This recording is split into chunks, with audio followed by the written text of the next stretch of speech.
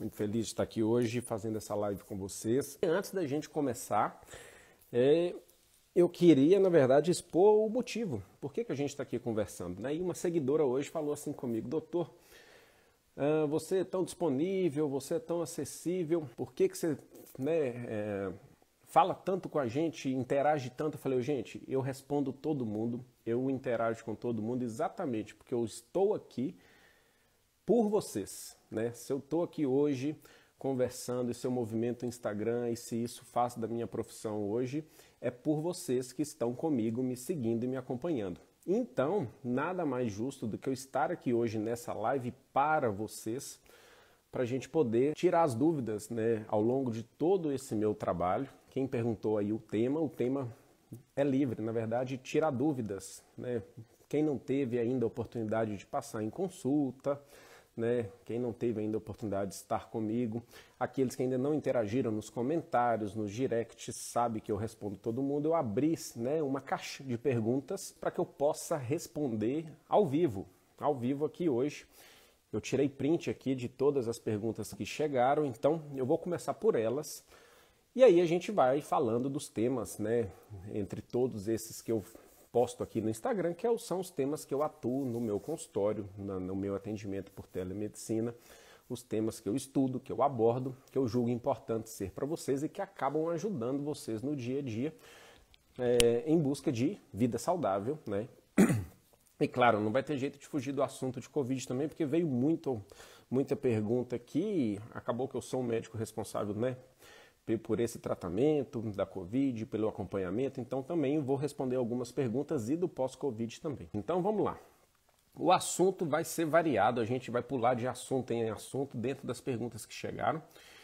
Eu vou começar aqui com algumas. Uma seguidora falou assim, que está na menopausa e a hemoglobina glicada está 6. Bom, então é um tema que eu falo muito aqui sobre glicação, né? Para quem não sabe o que é glicação, é quando acontece um acúmulo de açúcar no seu sangue e nas suas proteínas. E uma forma de se medir isso é na hemoglobina glicada. Ela está glicada, ela está caramelizada. Então é um reflexo de hábitos de excesso de consumo de açúcar, de carboidratos simples e refinados, como pães, bolos, biscoitos, farináceos principalmente. Isso, pela ação do calor do nosso corpo, carameliza as suas proteínas, né? Como se fosse uma caramelização, essa glicação.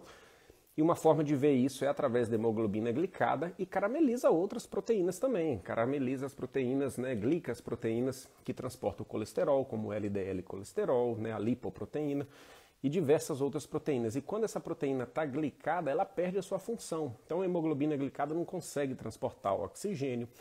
A lipoproteína de baixa densidade glicada, ela vira ali uma lata velha circulante na circulação e pode causar aterosclerose.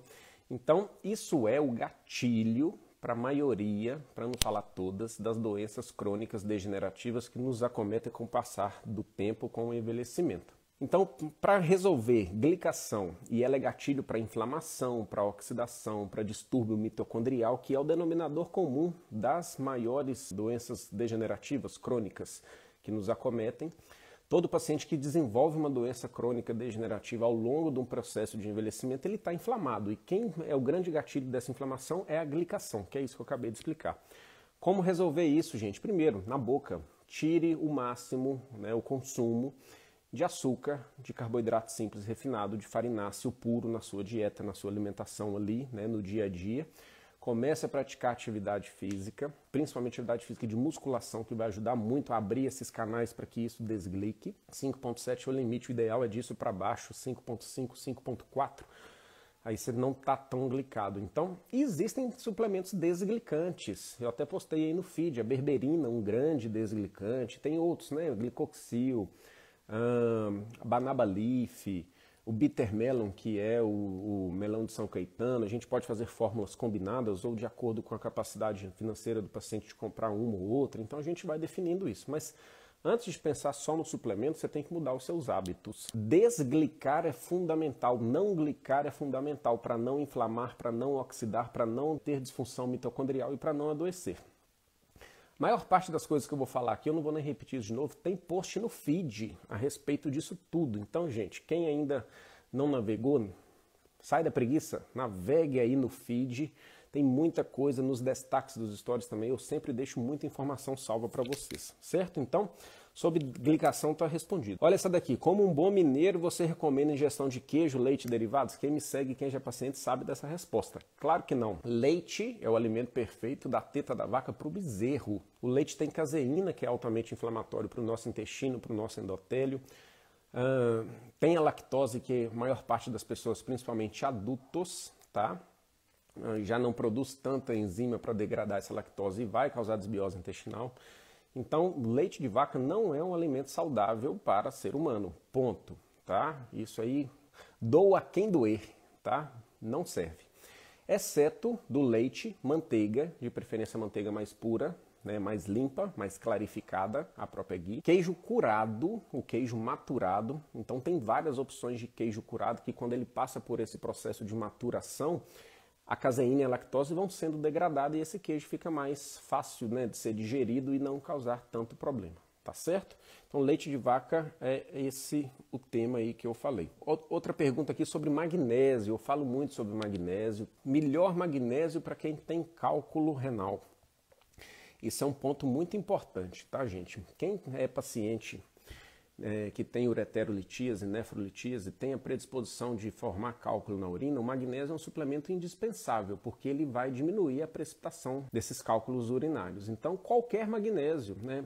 Entenda, gente, quando a gente trata de magnésio, o magnésio ele precisa ser quelado. Existe o magnésio PA, o cloreto de magnésio, que são magnésios mais comuns, mais baratos, podem ser utilizados, mas o mais básico deles seria o magnésio glicina, que é um magnésio quelado com o aminoácido glicina. Quando a gente quela ele com outras formas de magnésio, dimalato com 2 ácidos málicos, treonato, o magnésio taurato, a gente vai utilizar, além da função do magnésio, que são várias no nosso corpo, estabilização de membrana, controle de dor, a questão do cálculo renal, melhoria da função da vitamina D. Tem diversas ações no nosso magnésio. A gente usa também a ação secundária desse quelante que ele está utilizado. O quelante é para aumentar a absorção, a biodisponibilidade. Então, o magnésio treonato vai ultrapassar a barreira hematocefálica e vai atuar no cérebro. O magnésio taurato também. O magnésio com inositol, existe essa forma para melhorar a qualidade do sono. O magnésio dimalato para melhorar a função mitocondrial.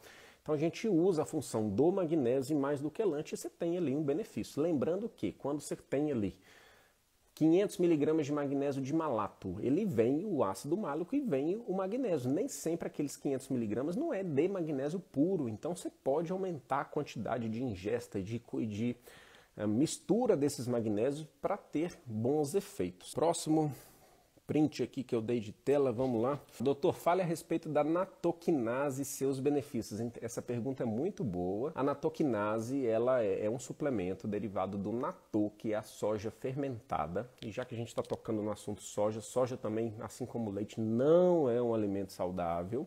Soja tem fitoestrogênio, soja traz problemas hormonais relacionados. Criança que toma leite de soja vai ter problema hormonal, tá? As meninas podem desenvolver uma puberdade precoce, os meninos podem desenvolver alterações na maturação sexual, tá? Então soja não é legal. Mas a soja fermentada, sim, ela é legal porque ela perde o processo de fermentação, destrói esses fitoestrogênios e a gente aproveita aí na soja fermentada o natô, que vem a natoquinase, que é esse suplemento que tem uma ação fibrinolítica.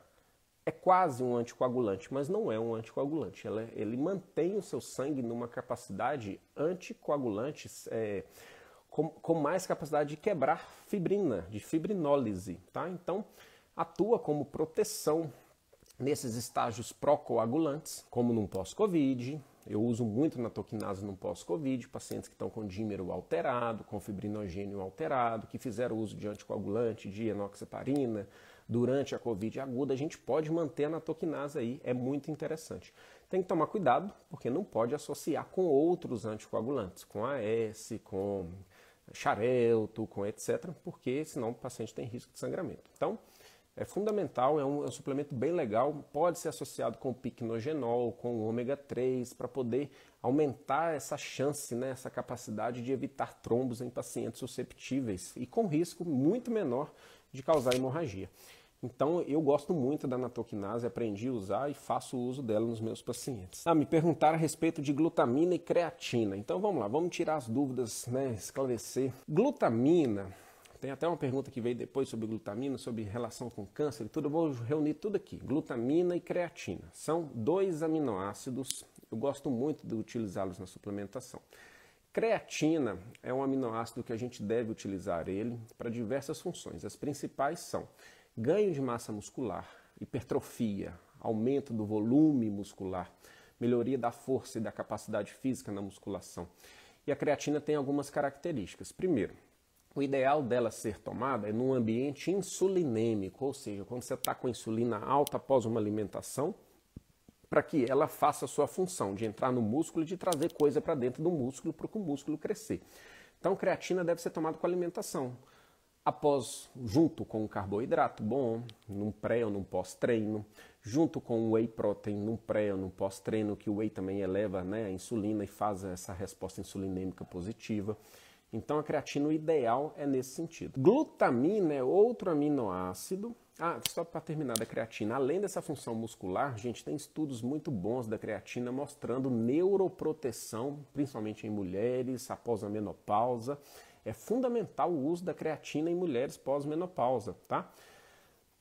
Exatamente, e é segura, exatamente porque ela faz essa neuroproteção, tá? Mito da creatina. Doutor, se eu tomar creatina vai danificar meus rins. Gente, não caiam nessa. Cuidado com a mídia, tá? Creatina não deve ser usado para quem já tem lesão renal. Se você já é um nefropata, né, seja dialítico ou não, por hipertensão, por diabetes, por qualquer outra nefropatia, a gente tem que pesar a mão e não usar creatina. Agora, quem não tem doença renal, pode tomar as 3 a 5 gramas de creatina por dia tranquilamente. Tem que beber bastante água, porque ela vai fazer a função de pôr água dentro do músculo, por isso que ela faz esse volume muscular. Tem que ingerir bastante água. Hidratação é um dos pontos fundamentais de saúde. Você que está aí treinando ou não, né, você tem que beber no mínimo de 30 a 45 ml de água por quilo. A maior parte dos problemas de saúde a gente consegue consertar com água. Aumenta a ingesta hídrica, você vai ver como um monte de coisa melhora. Eu mando todo mundo tomar 500 ml de água aí pela manhã, não é à toa. É fundamental beber água de manhã, quando você acorda, você passou a noite inteira ali, acumulando toxina. Vai beber água para poder limpar. Já a glutamina é outro aminoácido que ela tem uma ação para ganho de músculo. Vai tomar glutamina para ganhar músculo? Não vai adiantar. Para que serve a glutamina? A principal função dela é para ser tomada em jejum e ela serve de alimento para o enterócito, aquela célula que reveste a mucosa do seu intestino delgado.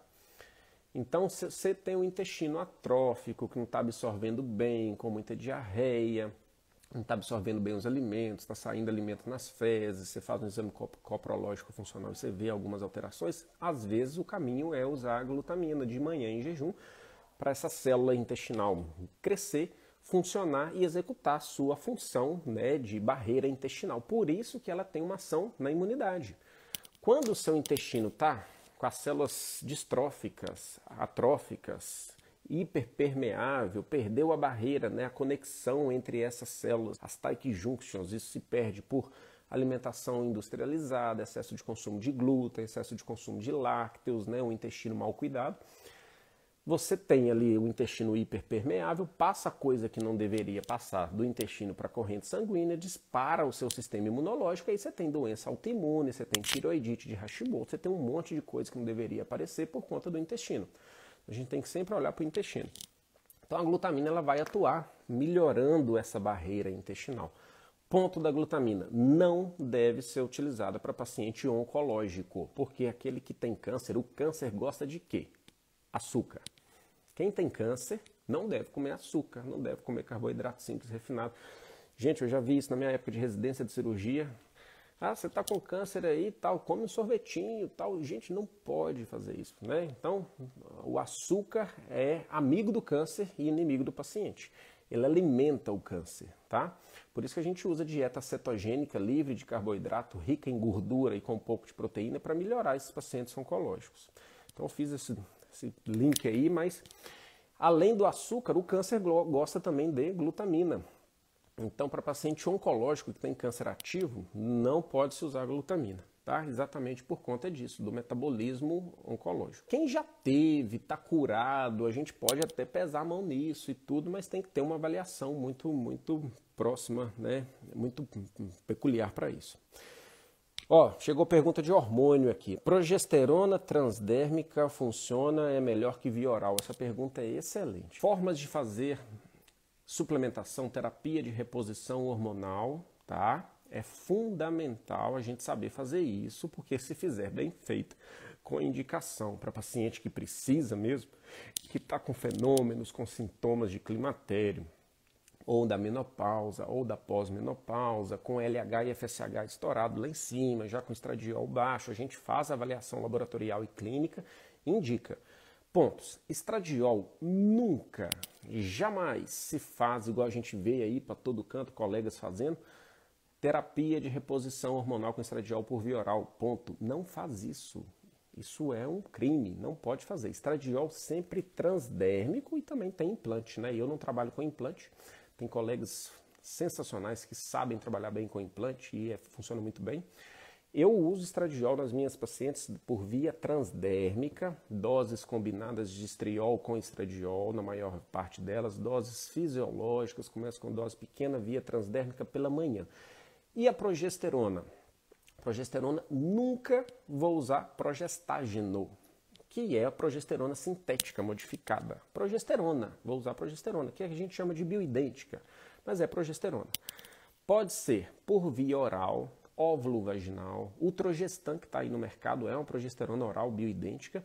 Para mulheres na menopausa, pós-menopausa, climatério, que ainda tem útero, não fizeram esterectomia, a melhor opção via oral, o Trogestan, ou outra progesterona oral manipulada, tá?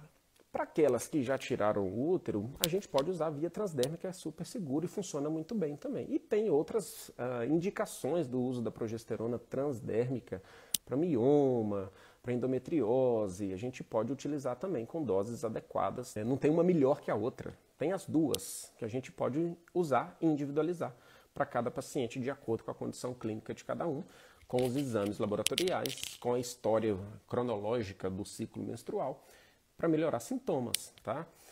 Não é justo a mulher que teve ali a vida toda chegar na menopausa começar a sentir um tanto de coisa, passar mal, né? Então ela tem que melhorar. O hormônio é vida quando bem indicado e bem feito. Suplementação pós-Covid. Isso não foi uma pergunta, foi uma sugestão de tema, né? Ô, gente, tem muita coisa no feed aí sobre suplementação pós-Covid. O que vocês precisam entender sobre suplementação pós-Covid? Tem que tratar o pós-Covid. O que é o pós-Covid? Né? É uma persistência de um processo inflamatório pela persistência da proteína S, tá? No seu corpo, que ele adere às células do sistema imune, chamada de monócitos, e isso vai aderindo no endotélio, na parte interna dos vasos, causando inicialmente inflamação endotelial. Isso leva a uma endotelite, que é inflamação, iti, que significa inflamação do endotélio, e o endotélio está no corpo inteiro. Tudo que é no nosso corpo tem vaso, tem nutrição sanguínea, tem endotélio, então você inflama todo, tá? Tem pessoas que inflamam mais num ponto e mais em outro. Então a gente precisa tratar a endotelite. A suplementação pós-Covid visa tratar a endotelite, tratar essa inflamação e as consequências dessa inflamação, que é a oxidação, que é distúrbio mitocondrial. Então a gente vai usar um mundo de coisa que pode ser feita. Anti-inflamatórios naturais. O que vocês já sabem que são anti-inflamatórios? Para quem ainda está chegando aí, volta no feed. Eu tenho lá um posts. Suplementos anti-inflamatórios, suplementos antioxidantes, suplementos de proteção endotelial. Está tudo aí disponível. Claro que doses, combinações, aí é o meu papel de individualizar na consulta. Suplementos anti-inflamatórios, ômega 3, doses de ômega 3 para pós-Covid são doses aumentadas. Vitamina C, anti-inflamatório e antioxidante. Nigela sativa, anti-inflamatório.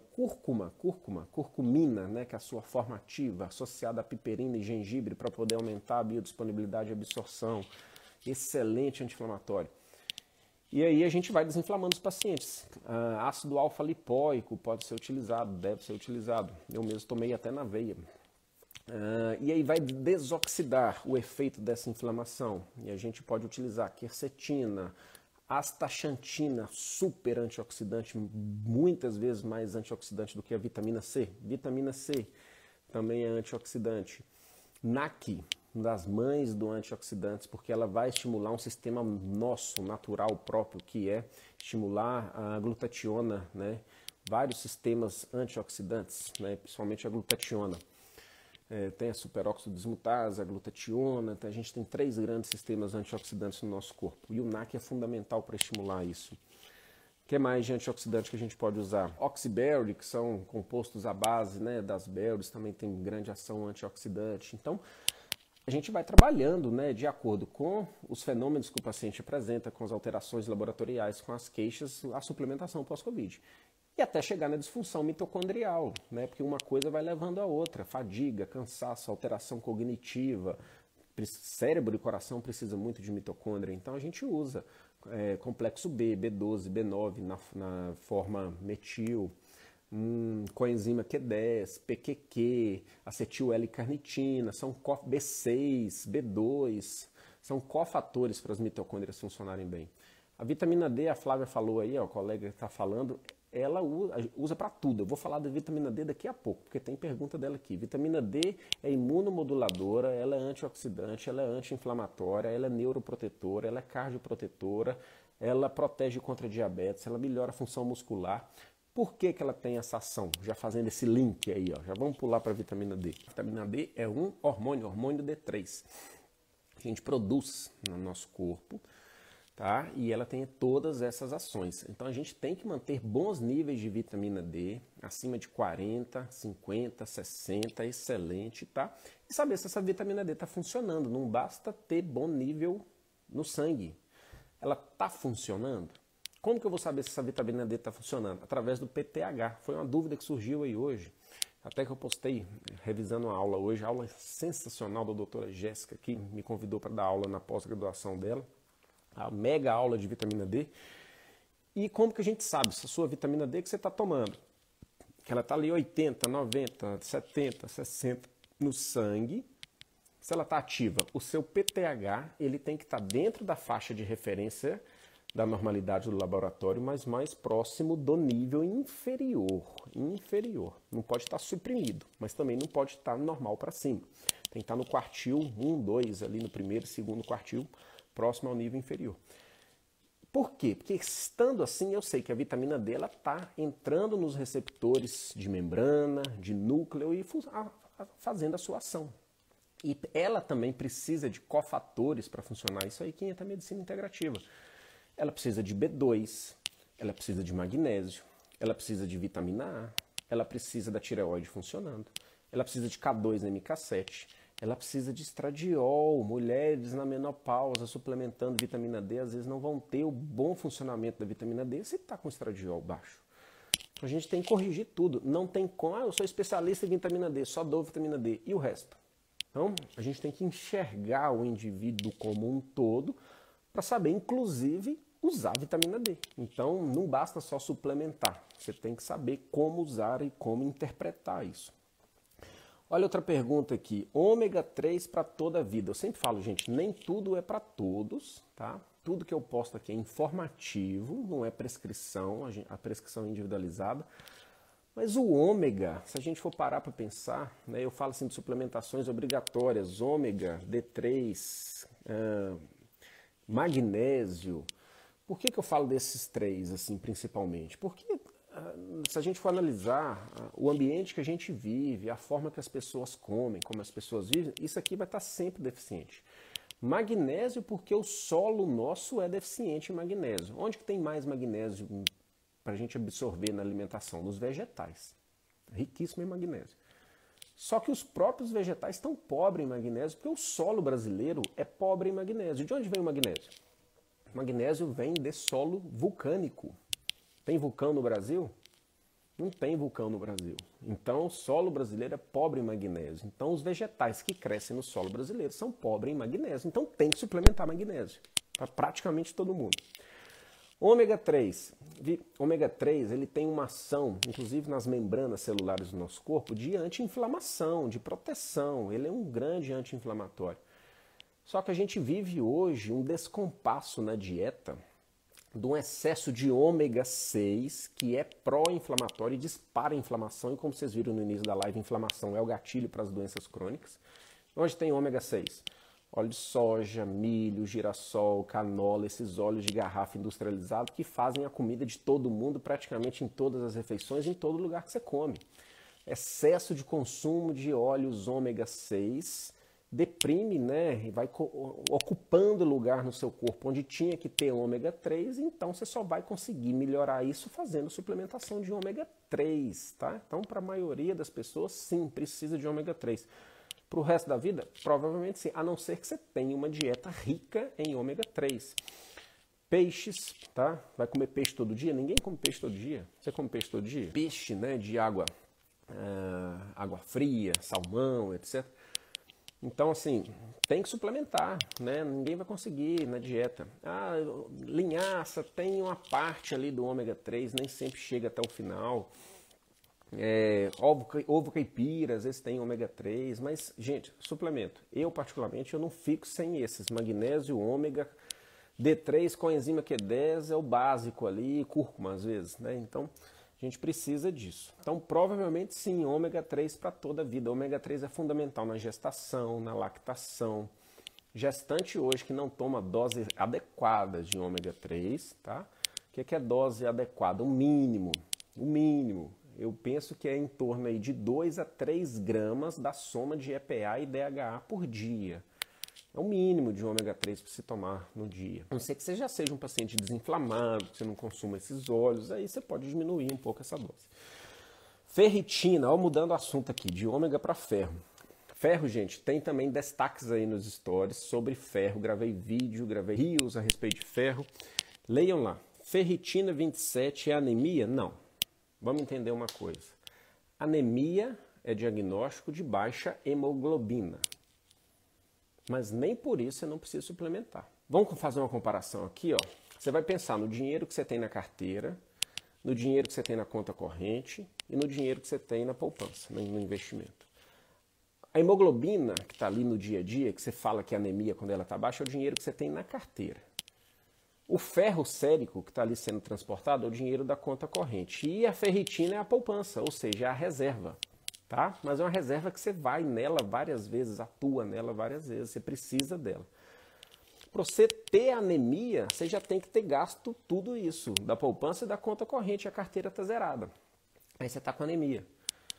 A maioria dos médicos tratam a anemia, ou seja, deixa chegar nesse ponto crítico para poder tratar o paciente. Isso não é o certo. Medicina preventiva a gente tem que olhar antes. Eu não vou deixar meu paciente chegar anêmico, com hemoglobina baixa.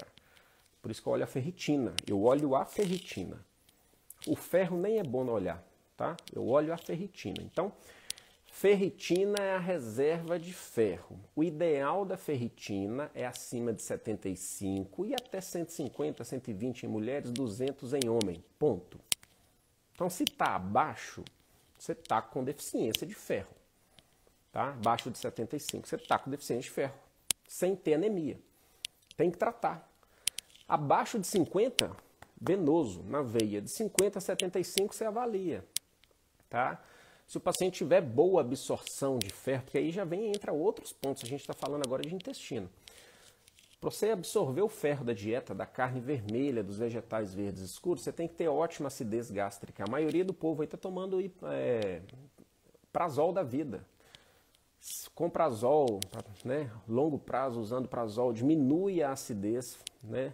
O paciente não vai absorver ferro na dieta, não vai absorver B12, não vai absorver proteína. Então você já viu aí a confusão que vai acontecer na vida desse tomador crônico de prazol. Então, assim, tem que fazer essa mudança. Vai tentar pela dieta, ok, suplementação oral com ferro quelado, biciglinato de preferência, que tem absorção maior, com limão, com suco de limão, para aumentar a absorção, para aumentar a acidez. E longe do zinco e do cálcio, porque eles competem pela absorção intestinal. Eu gosto muito da suplementação venosa, do ferro. É excelente, segura, por mais que muita gente tenha medo de fazer, excelente, segura, dá ótimo resultado. Então isso para ferritina baixa. Resumindo, viu gente, com mais detalhes está lá nos destaques dos stories sobre ferro. Ferritina alta, você tem que saber, é excesso de ferro ou é inflamação? Porque ela também é uma proteína inflamatória. Aí você pede o índice de saturação da transferrina. Se ele estiver baixo, 30%, 20% para baixo, o que isso quer dizer? Que não tem excesso de ferro. que isso é inflamação. Então você vai tratar esse paciente como um paciente inflamado. Então aí entra com a abordagem inflamatória. Agora, se tiver alto o índice de saturação da transferrina, pronto. Quer dizer que é excesso de ferro. E aí esse paciente, então, você tem que pesquisar hemocromatose, você tem que pesquisar excesso de absorção, e aí você tem que cuidar, né? É outra questão. Acetilcarnitina com enzima Q10, PQQ e quercetina normal mudar a cor da urina? Não, a não ser que tenha B2 ou B6 ou B9, né? Complexo B associado nessa suplementação. O paciente queixa muito disso para mim. Doutor, estou tomando seu complexo aqui, minha urina ficou flúor, ficou amarela, ficou verde. É o complexo B, não tem nenhuma relação clínica, não tem nenhum problema, tá? Basta beber água, é normal, quer dizer que você está absorvendo bem. Tá, pós-Covid, queda acentuada de cabelo. Já falei muito sobre isso aqui, né? Sobre queda de cabelo pós-Covid. Você tem que tratar o eflúvio telógeno, melhorar a nutrição capilar, tratar a síndrome pós-Covid, diminuir a endotelite, né, dos vasos que levam nutriente para o folículo piloso. E tem solução, demora, tem que usar doses altas, suplementos mais caros, mas tem solução sim. Não, muita coisa aqui sobre jejum, né? Me perguntaram sobre jejum intermitente. Jejum tem que ser de quantas horas? Depende, gente. Depende qual que é o seu objetivo. Eu faço jejum intermitente segunda, terça, quarta e quinta de 14 a 16 horas. Última refeição sólida 7, 8 horas da noite, vou dormir, hoje eu estou fazendo live com vocês, mas eu durmo cedo, tá? E quebro o jejum no almoço, meio-dia, dá aí 14, 16 horas. Isso para quê? Mantém a glicemia mais baixa, a glicação baixa, você não glica. Vai emagrecer? Não é objetivo meu, não é emagrecer, né? Mas é manter assim, o organismo sendo limpo. Você faz esse tempo de jejum, você faz autofagia, você melhora a depuração, a detoxificação do seu organismo com jejum. Faz uma disciplina alimentar, você consegue controlar a fome. Jejum é estilo de vida, tá? Jejuns de maiores de 24 horas podem ser utilizados para pacientes que aí sim querem queimar mais gordura e jejuns maiores de 48, 72 horas para pacientes oncológicos. Colher de sopa de óleo de coco quebra o jejum? Essa pergunta é excelente, tá? Se você está de manhã em jejum, o óleo de coco geralmente não quebra o jejum metabólico. Ele tem caloria, mas ele em jejum vai ser utilizado como energia de uma forma que não vai quebrar o jejum, diferente do carboidrato, tá? Então, um super coffee ali, esses cafés com o TCM, né, o triglicerídeo de cadeia média que tem no óleo de coco, pode ser utilizado de manhã no jejum, sim. Assim como um suplemento excelente para quem está começando o jejum aí, que ajuda muito, que é o hidroximetilbutirato, tá? Que ele é uma cetona, que é o que a gente produz quando está em jejum. Você toma aquilo de manhã quando você está em jejum, vai melhorar muito, né, a sua energia, para quem está ali ainda passando fome, melhora muito a energia, mantém-se mais tempo em jejum, é um atalho para quem está ali treinando o jejum intermitente, pode-se utilizar o hidroximetilbutirato e o TCM. Suplementos para fadiga pós-Covid. Principais é tratar a síndrome e melhorar a questão mitocondrial, que eu já falei aí anteriormente. Exames, essa pergunta chega sempre para mim, quais exames fazer no pós-Covid? Gente, isso precisa ser individualizado em consulta, de acordo com o seu perfil do paciente, com a queixa, com o que ele está sentindo, mas tem alguns que são básicos. Hemograma, função renal, hepatograma, função do pâncreas, amilase, os marcadores cardíacos como troponina, CK, CKMB, os marcadores de trombose, coagulograma, fibrinogênio, dedímero, tá? Marcadores tireoidianos, certo? Então são assim a bateria que a gente pede, a parte hormonal, que também há alteração hormonal.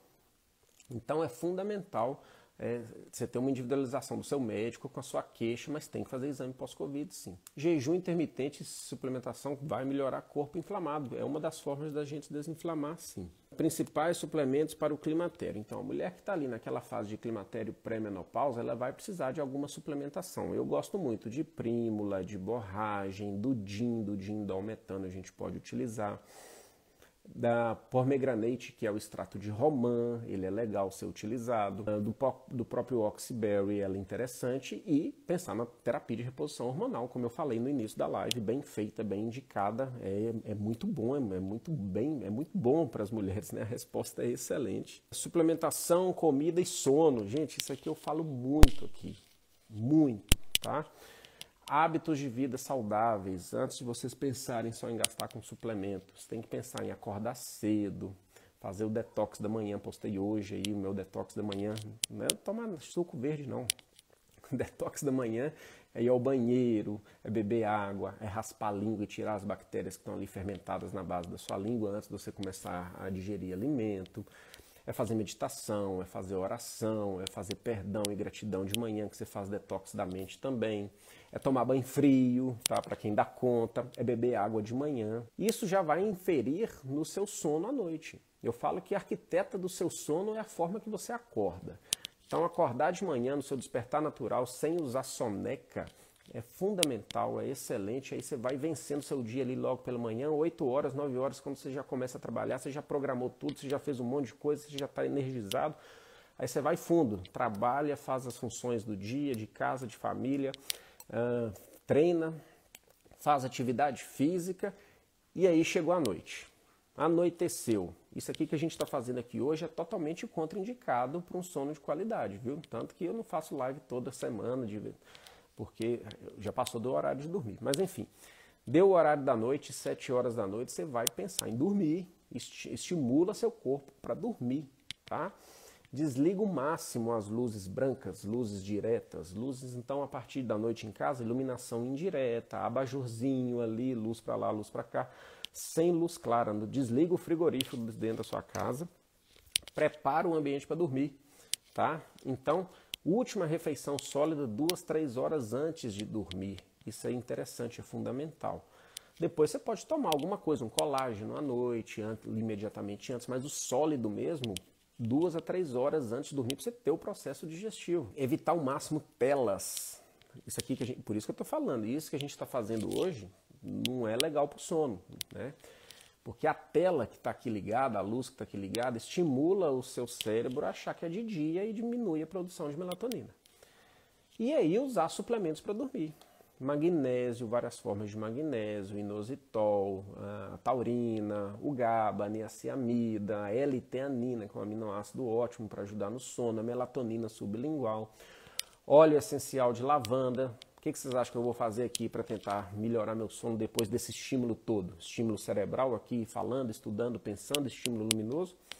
Quarto escuro, óleo de lavanda, vou cheirar, vou tomar melatonina sublingual, vou tentar ajustar meu sono. É claro que não é a mesma coisa de que se fazer o hábito. Quando você combina a suplementação com o hábito de higiene, é muito melhor. O efeito é muito melhor do que só estimular e tomar melatonina. Não vai funcionar tão bem, mas hoje a gente está abrindo uma exceção para poder estar conversando aqui com vocês. Que tomar para memória pós-Covid. Então, assim como a gente faz o tratamento todo da síndrome, a gente tem suplementação para memória. Luteolina, Bacopa, eu gosto muito.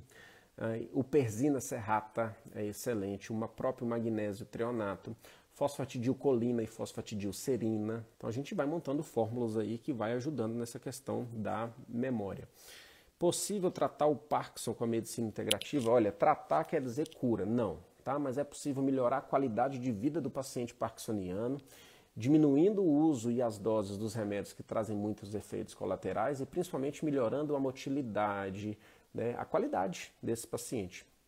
Tem post no feed aí sobre isso e eu falei exatamente sobre o que a gente usa. A gente precisa desoxidar de forma potente esse paciente. É uma das poucas indicações de terapia injetável que eu gosto de fazer no consultório para paciente com Parkinson.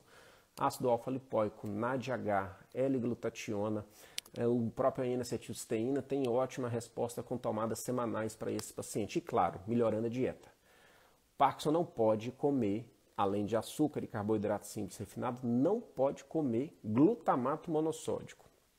Onde que tem glutamato monossódico? Em todo tipo de tempero, condimento, molho pronto que você compra aí na rua. Então esses molhos de tomate pronto, ketchup, shoyu, todos eles têm glutamato proibido para paciente parkinsoniano. Perguntaram sobre limão, né? Limão de manhã em jejum, coisa que eu já faço há anos, eu recomendo.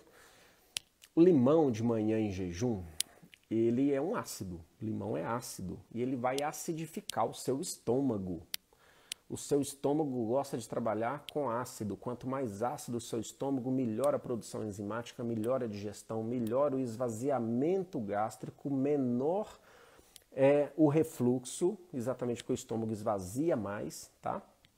E ele estimula, quando chega no duodeno, na primeira porção do intestino, estimula a síntese pancreática das enzimas E quando você produz tudo isso, joga bicarbonato no sangue. É por isso que a gente fala, o limão alcaliniza o sangue e não o estômago. Ele acidifica o estômago, melhora o funcionamento da fisiologia gastrointestinal, mas alcaliniza o sangue. E quando você trabalha com sangue mais alcalino, você diminui a chance de câncer. Porque o câncer, ele vive e multiplica no meio ácido. Então o limão ajuda na questão gastrointestinal, na fisiologia gastrointestinal, na fisiologia digestiva e também em todas essas proteções. CBD para fibromialgia, tá? Gente, isso é um ponto que eu queria falar com você. CBD é o uso do óleo de cannabis, tá? Para tratamento de diversas coisas, principalmente dor crônica, fibromialgia, alterações cognitivas, alterações neuropsiquiátricas. Eu indico sim, mas eu ainda não estou prescrevendo. Eu estou terminando a minha formação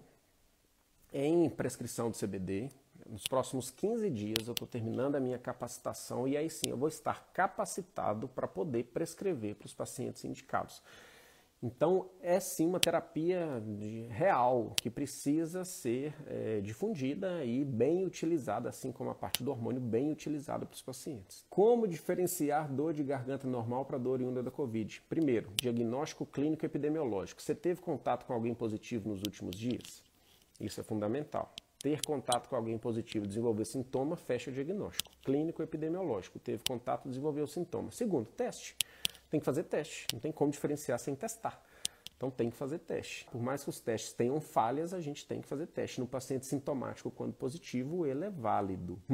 Óleo de crio, muito bem, óleo de crio. O crio óleo, ele é um suplemento, né, que vem daqueles camarãozinhos pequenininhos lá do mar, que servem de comida para as baleias. E ele é riquíssimo, né, tem ômega 3, mas ele é riquíssimo em astaxantina, que eu já falei aqui, que é um antioxidante quase 1000 vezes, um monte de vezes maior do que a vitamina C. Então é um excelente antioxidante. E quando você faz antioxidação, você protege contra doença crônica, contra lesão endotelial, contra lesão cardíaca. Então assim, óleo de crio, sensacional. Pode para todo mundo? Não.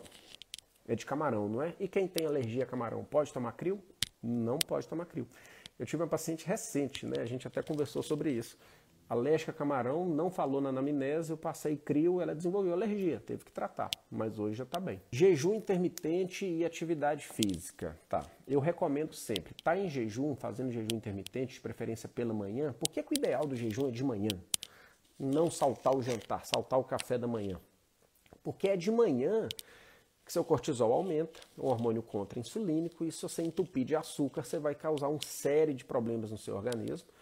Você passou a noite inteira de repouso, vai comer carboidrato, pão de manhã, vai aumentar a sua insulina, aí você já começa a inflamar, a glicar, a oxidar, tá? Então de manhã é ideal você fazer o jejum exatamente por isso. O exercício físico aeróbico, muito bem-vindo de manhã. O exercício físico de manhã, muito bem-vindo desde que seja aeróbico, em jejum. A musculação eu prefiro não prescrevê-la no jejum, tá? A não ser que você fez o seu pré-treino na noite anterior, comendo o necessário, fez a musculação no primeiro horário da manhã e logo depois da musculação, 1 hora depois, você vai fazer a sua alimentação para você suprir aquele músculo que foi quebrado, que foi inflamado pela musculação. Ele está ávido por nutriente. Então você tem que nutrir o músculo, tá? Pós-musculação com nutriente. Então o jejum é interessante para fazer o aeróbico. Eu gosto de fazer uma musculação na janela alimentar, quando você já está comendo. Posso tomar café e chá sem açúcar que não quebra o jejum? Claro que não, não quebra o jejum. Deve, inclusive, no período de jejum da manhã, muita água, hidratação, café e chá sem açúcar é fundamental, tá? Pode ser utilizado. Alguém falou sobre vício de açúcar, né? Açúcar é vício, açúcar é droga, tá? Seu cérebro é viciado em açúcar até 50 vezes mais do que a própria cocaína, por conta da dopamina. Você come açúcar, libera dopamina e vem aquela sensação de bem-estar, né? Tem que se livrar do vício, sim. Tem que se livrar do vício. Primeiramente é força de vontade, parar de querer comer, tá? E utilizar algumas estratégias. O uso de gordura na alimentação traz uma certa saciedade que compensa isso. Então, o TCM, o abacate, o azeite, melhora muito. Alguns suplementos podem ajudar, tá? Picolinato de cromo, giminéia, Deixa eu ver o que mais que eu gosto de usar. A própria melissa, o relora, que é o Philodendron com a magnólia. Só isso vai funcionar? Não, tá? Só isso não vai funcionar. Já falei do leite, tem gente aí comentando, já falei do leite no início da live. Então, força de vontade. E tem que ficar um tempo sem, porque o vício tem tempo para acabar. Quem me acompanhou nos desafios de 21 dias sem açúcar, primeira semana difícil, 14 dias, segunda semana você está vencendo, 21 dias zerou, você perdeu essa vontade, tá?